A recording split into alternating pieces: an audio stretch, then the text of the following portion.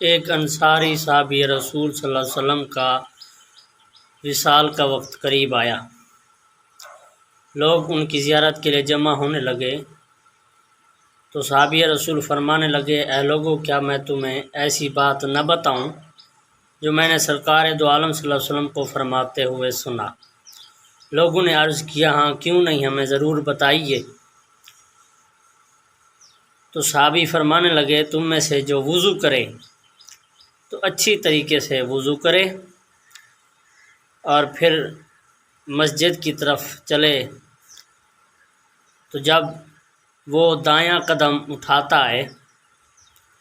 تو اس کے ایک نیکی لکھ دی جاتی ہے،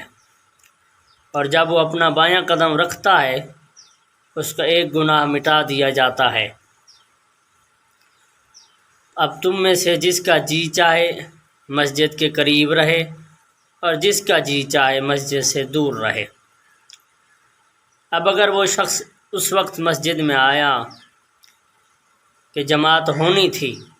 اور اس نے ساری نماز جماعت کے ساتھ پڑھی، اس کی بخشش کر دی جاتی ہے۔ اور اگر اس وقت وہ مسجد میں آیا کہ جب کچھ نماز ہو چکی تھی، کچھ رکعتیں رہتی تھی، اس نے کچھ امام کے ساتھ پڑھی اور کچھ بعد میں پوری کر لی، تو بھی اسے وہی اجر و ثواب دیا جائے گا۔ اور اگر وہ اس وقت آیا کہ جب نماز ہو چکی تھی، لوگ جا چکے تھے اور اس نے اپنی ساری نماز اکیلے پڑھی، تو اللہ تبارک و تعالیٰ اس کے اجر میں بھی کمی نہیں فرمائے گا، اسے بھی وہی اجر دیا جاتا ہے۔ یعنی کوئی بندہ اللہ کی